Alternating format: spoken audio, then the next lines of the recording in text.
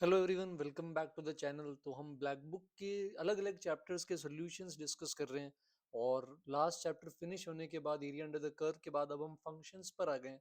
तो आज के इस वीडियो में हम फंक्शंस के क्वेश्चन नंबर 1 से 10 जो एक्सरसाइज 1 है उसके क्वेश्चंस को डिस्कस करेंगे, एनालाइज करेंगे, देखेंगे क्या तरीके से अपन अप्रोच कर सकते थे। तो फर्स्ट क्वेश्चन पर अगर अपन आए तो ये रेंज का क्वेश्चन है। तो अभी रेंज जब आपको निकालनी होती है तो आप क्या कर सकते हो, ऐसे केसेस में अंदर से बाहर की तरफ जा सकते हो। तो जैसे अगर आप यहाँ पे स्टार्ट करते हैं तो आप 16 sine square x plus one की रेंज निकालने के बारे में सोचो। ठीक है, तो 16 sine square x plus one में क्या है, साइन स्क्वायर एक्स जैसे आपका है तो साइन स्क्वायर एक्स आपका 0 से 1 के बीच में होता है, ये आप सभी जानते हैं। तो अगर आप 16 साइन स्क्वायर एक्स देखेंगे तो ये फिर 16 साइन स्क्वायर एक्स 16 तक जा सकता है, 0 से 16 तक। अब आप अगर इसमें 1 ऐड कर देंगे तो ये 1 से 17 तक जा सकता है।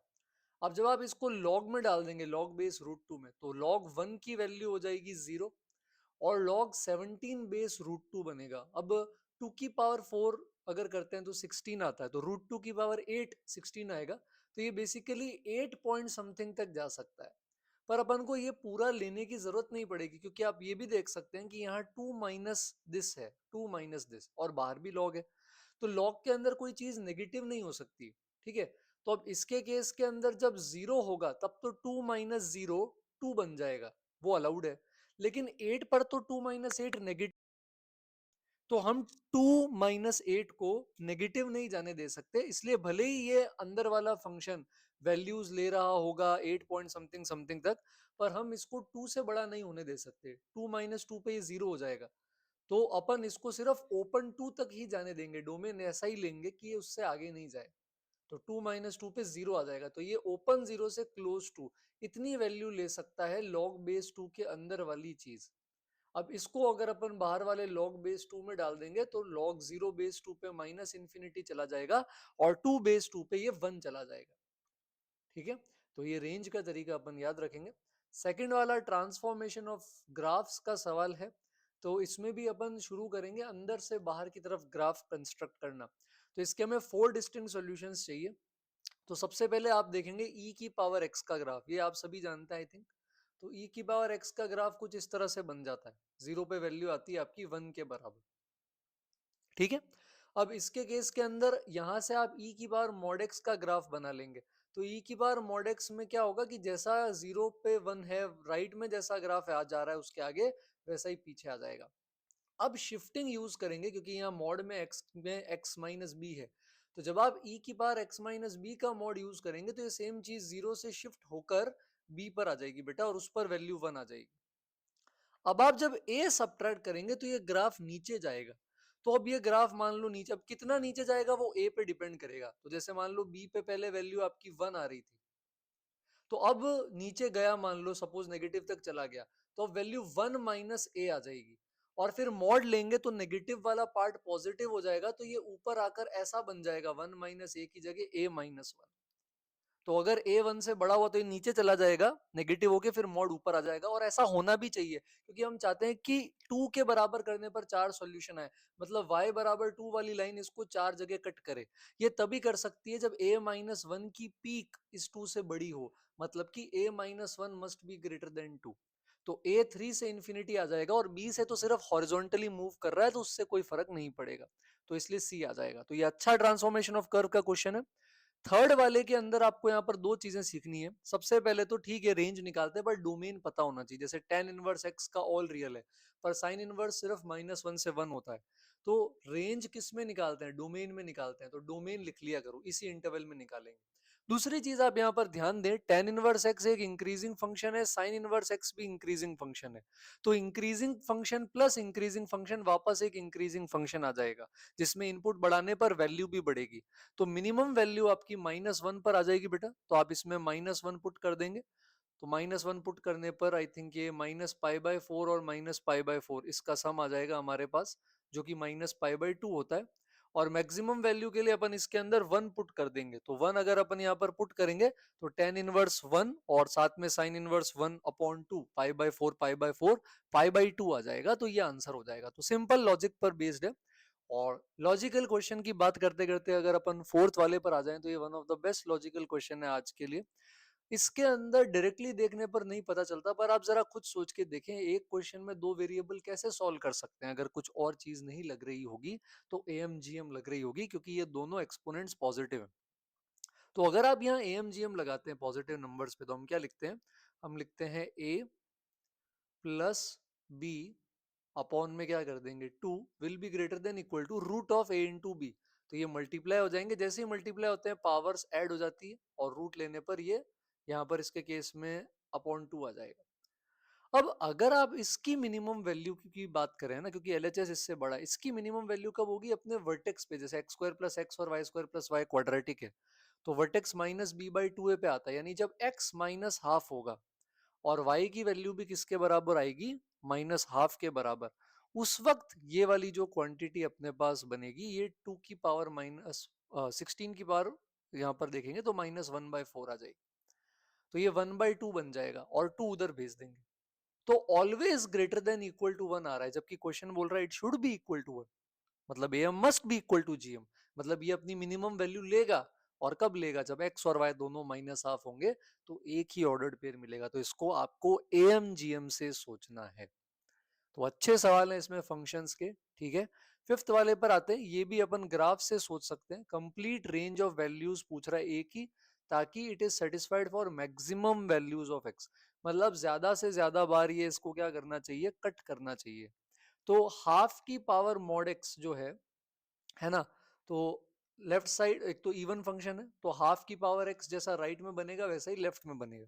तो ये ऐसे 1 होता है और यहाँ पे कट करते हुए नीचे चला जाएगा, डिक्रीज करते हुए इधर भी ऐसा आएगा। अब एक्स स्क्वायर आप सभी जानते हैं वो ऐसा बनता है, तो अगर जैसे मान लो सिर्फ एक्स स्क्वायर बनाऊंगा तो दो जगह कट कर सकता है, उससे ज्यादा नहीं कर पाएगा, नीचे भी ले लूं तो दो जगह कट करेगा। अगर ज्यादा ऊपर ले गया तो टच करने लग जाएगा और उसके बाद ऊपर निकल जाएगा। तो मतलब हमारी एक्स स्क्वायर माइनस ए की जो जीरो पे वैल्यू आएगी, जो कि इस केस में माइनस ए है, वो हाफ की बार मॉड एक्स की जो जीरो पे वैल्यू आ रही है यानी कि 1, उससे कम होगी तो दो बार कट कर जाएगा, उसके बराबर होगी तो एक बार कट करेगा, उससे ज्यादा होगी तो कट ही नहीं करेगा। और हम चाहते हैं मैक्सिमम नंबर ऑफ सोल्यूशन मिले, तो इसलिए मैंने इसको लेस देन 1 कर दिया ताकि दो सोल्यूशन आए। तो यहाँ से ए ग्रेटर देन -1 आ जाएगा। तो ये भी ग्राफिकल वे में ही अप्रोच करना है। सिक्स्थ बहुत प्यारा सवाल है, लॉजिक नहीं पकड़ पाए तो गेम खत्म हो जाएगा। देखो, डायरेक्टली पूरा एक साथ करने की कोशिश नहीं करते, 1 1 ऑन 2 क्या होता है ये आना चाहिए पहले तो आपको। 1 1 है तो एक इनपुट पे एक आउटपुट, और ऑन 2 अगर होगा तो रेंज बराबर कोडोमेन, जो कि इस केस में ऑल रियल नंबर्स होने चाहिए। तो अभी के लिए मैं आपको क्या ना इंटरवल लेके बताता हूँ, जैसे कि मान लो 0 से 1 है, तो 0 से लेकर के 1 में अगर आप जाएंगे तो इंटीजर पार्ट x खत्म हो जाता है, तो वहां 2x plus sine x cos x बनेगा। साइन एक्स कॉस एक्स को साइन 2x/2 लिख देता हूँ, ठीक है। मान लो 1 से 2 जा रहे हैं आप, तो यहाँ पे 2x plus 1 plus sign 2x/2 आ जाएगा। फिर मान लो आप -1 से 0 गए, तो वहां पर 2x minus 1 plus sign 2x/2। अब इनको प्लॉट सेपरेटली करो, कोई भी इंटरवल आप देखोगे तो वहां 2x होगा, इंटीजर पार्ट x के होगा, कोई तो वैल्यू होगी, और साइन 2x/2। अगर आप इसका डिफरेंशिएशन करें, है ना, ओवरऑल तो डिफरेंशिएबल नहीं है, इंटीजर पे डेफिनेशन चेंज हो रही है, पर हर एक इंटरवल में जब आप डिफरेंशिएशन करेंगे तो 2x का 2 हो जाएगा, k का होगा नहीं, और cos 2x आ जाएगा चेन रूल से। और 2 हमेशा cos 2x से बड़ा है तो पॉजिटिव आएगा। मतलब इंडिविजुअली हर एक इंटरवल में डिफरेंशिएशन पॉजिटिव है, स्लोप पॉजिटिव है, ग्राफ इंक्रीज करेगा। तो जैसे मान लो 0 से 1 है, तो 0 पे value 2x plus sign 2x/2 की 0 होगी, 1 पर आ जाएगी 2 प्लस साइन 2/2। अब आगे जब जाएंगे तो वो भी इंक्रीज करेगा, लेकिन उसमें 1 ऐड हो गया, तो ट्रांसफॉर्मेशन ऑफ कर्व से आपको पता है कि सेम ग्राफ बनेगा 1 यूनिट ऊपर, पीछे -1 से 0 में सेम ग्राफ बनेगा 1 यूनिट नीचे, फिर आगे 2 यूनिट्स ऊपर, ऐसे चलता जाएगा बेटा। तो लगातार इंक्रीज हो रहा है, टूट टूट के इंक्रीज हो रहा है, तो वैल्यू कहीं भी रिपीट नहीं होगी, कोई भी हॉरिजॉन्टल लाइन दो जगह इसको कट नहीं कर सकती है। बट क्योंकि बीच में पोर्शन एम्प्टी छूट रहा है, तो रेंज के सारे एलिमेंट ऑल रियल इसमें नहीं आएंगे, तो ये 1 1 तो है, बट ये ऑन टू नहीं हो सकता। तो ये बहुत प्यारा सवाल है, ठीक है। सेवेंथ फिर से रेंज का है, तो जैसा कि मैंने आपको बोला था, आपको अंदर वाले की रेंज निकाल के फिर बाहर जाना है, अंदर से बाहर चलते हैं रेंज के अंदर रेंज निकालने में। तो यहाँ क्वाड्रेटिक बाय क्वाड्रेटिक की तरह कर सकते हैं आप इसको y मानकर, या विथ ऑब्जर्वेशन भी कर सकते हैं मेरे साथ। तो ऑब्जर्वेशन में क्या करना है, आप एक्स स्क्वायर प्लस 3 को एक्स स्क्वायर प्लस 2 प्लस 1 लिख दीजिए, तो ब्रैकेट खोलेंगे तो 2 माइनस 5x स्क्वायर प्लस 2 ऐसा कुछ बनने लगेगा, ठीक है। तो अब जब आप डिवाइड कर देंगे तो ये 1/x² + 2 है ना, और माइनस का 5/2 आ जाएगा। तो ये कुछ ऐसा बन जाएगा, है ना। और सेक इनवर्स का अगर आप ग्राफ जानते हो तो मैं सेक इनवर्स का आपको ग्राफ बना के बता देता हूँ। तो सेक इनवर्स 0 से पाई होता है एक्सेप्ट पाई/2। तो ये कुछ ऐसे बनता है, इसका डोमेन 1 के आगे कुछ ऐसे जाएगा, है ना। और पीछे भी अगर आपने देखा हो तो ये कुछ इस तरह से जाता है। तो हमें मैक्सिमम वैल्यू चाहिए, है ना। मैक्सिमम वैल्यू में हमें पहले देखना पड़ेगा ये कहाँ जा रहा है। तो जब x² 0 होगा तब ये हाफ -5/2 -2 चला जाएगा। और जब x² इंफिनिटी होगा तो वहां पर ये ओपन -5/2 चला जाएगा। तो इस इंटरवल में लाई करेगा। आप क्वाड्रेटिक बाय क्वाड्रेटिक से भी सोच सकते हैं। अभी मैंने x² की रेंज इसमें डाल के निकाल लिया। तो आप यहाँ देख सकते हैं माइनस वाले पार्ट में पूरा इंक्रीजिंग फंक्शन है, ठीक है। तो इसलिए जो मैक्सिमम वैल्यू आएगी वो -2 पर ही आएगी। तो सेक इनवर्स -2 निकाल लेंगे, सेक थीटा -2 मतलब कॉस थीटा -हाफ, जो कि बेटा 2π/3 पे हो जाएगा। तो बहुत अच्छे लॉजिकल और प्यारे सवाल हैं। तो मैं नेक्स्ट वीडियो भी जब लाऊंगा 11 से 20 में, तो मैं आपको इंसिस्ट करूंगा कि उससे पहले आप खुद एक सफिशिएंट ड्यूरेशन ऑफ टाइम में सोचें इसे। स्पेशली वो बच्चे जो अभी 12th में आए हैं, आपके पास सफिशिएंट टाइम है, आप एक एक क्वेश्चन को बहुत टाइम दें, क्योंकि यही आपको सोचने में हेल्प करेगा। सिर्फ मेरे सोल्यूशन देखकर आप याद कर लोगे, उससे आपका लॉजिकल साइड डेवलप नहीं हो पाएगा। तो आपको बहुत अच्छे से इस पर टाइम देना है ना। 8th पर आ जाते हैं। तो इंजेक्टिव मैपिंग मतलब 1 1। तो 1 1 तब होगा जब f dash x is always greater then और इक्वल टू 0। इक्वल टू 0 भी अलाउड होता है, बस पूरे इंटरवल में 0 नहीं होना चाहिए, वरना कांस्टेंट फंक्शन हो जाएगा, वो 1 1 नहीं।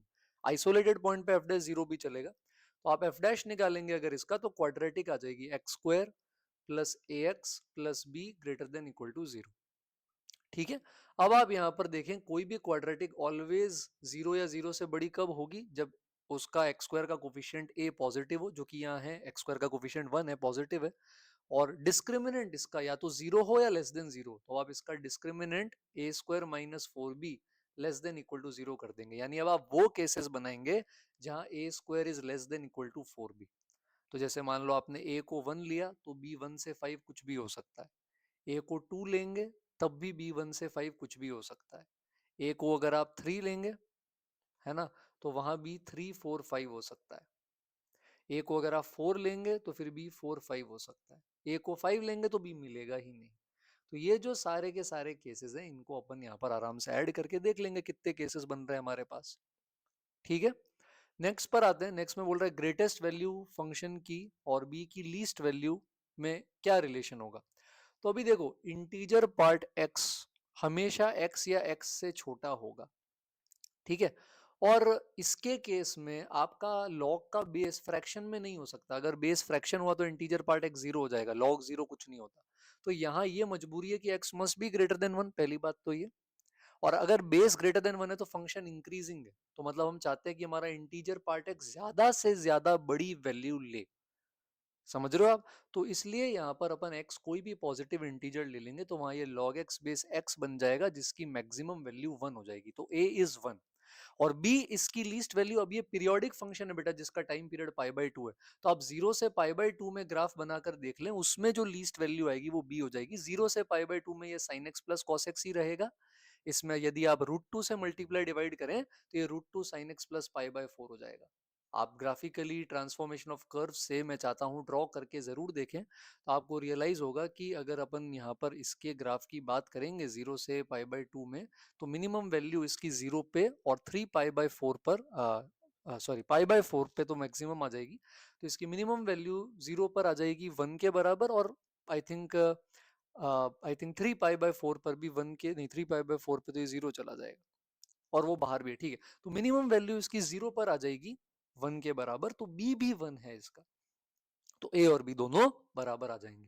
और आज के लास्ट क्वेश्चन पर आ जाते हैं। इन्वर्टिबल फंक्शन होना चाहिए, तो इन्वर्स तभी होता है जब 1 1 फंक्शन भी हो, ऑन टू फंक्शन भी हो। तो ये क्यूबिक है बेटा, इसका ग्राफ बनाने के लिए डिफरेंशिएशन करना पड़ता है। तो एफ डैश एक्स निकालेंगे तो ऐसा बनेगा, इसके रूट्स हैं 0 और 1। तो एफ डैश की अगर आप नंबर लाइन बनाए तो आप देख सकते हैं कि 0 तक इंक्रीज करेगा, फिर 1 तक डिक्रीज करेगा, फिर वापस इंक्रीज करेगा। तो ऐसे तो ये 1 1 नहीं रहेगा। तो ए से इंफिनिटी अगर आपको चाहिए तो आप ए को 1 ले लीजिए, है ना। तो 1 से इंफिनिटी आप देख रहे हैं लगातार इंक्रीज कर रहा है, तो उसको कोई परेशान नहीं करेगा। तो आपका ए 1 हो जाएगा और बी के लिए अगर आप रेंज निकालें तो कोडोमेन के बराबर होनी चाहिए। तो कोडोमेन क्या लें, जो 1 से इन्फिनिटी में इसकी रेंज है। तो अगर आप 1 इसमें डालेंगे तो 1 पर इसकी वैल्यू 5 आ जाएगी और इन्फिनिटी पे इन्फिनिटी आ जाएगी, जिसके बीच में लगातार इंक्रीज कर रहा है। तो ये हमारा आंसर हो जाएगा। पॉलिनोमियल का ग्राफ हमेशा डिफरेंशिएशन से बनाते हैं, और आइडिया आपको एप्लीकेशन ऑफ डेरिवेटिव्स वाले चैप्टर में मिलेगा। तो नेक्स्ट वीडियो में 11 से 20 डिस्कस करेंगे। पसंद आया हो तो जरूर शेयर करें, फ्रेंड्स के साथ लाइक करें, सब्सक्राइब करें। मेंबर्स ओनली वीडियोस भी स्टार्ट हो गए, तो आपको अगर टाइम मिलता है एंड आप और भी कुछ एक्स्ट्रा करना चाहते हैं तो फिलहाल मेंबर्स ओनली वीडियो में मैं 1000 चैलेंजिंग प्रॉब्लम्स जीआरबी के सॉल्व करना स्टार्ट किया, अभी एक ही वीडियो डाला है, और भी दूसरे वीडियोस आएंगे। तो जल्दी मिलेंगे एक और वीडियो के साथ, तब तक के लिए थैंक यू एवरीवन।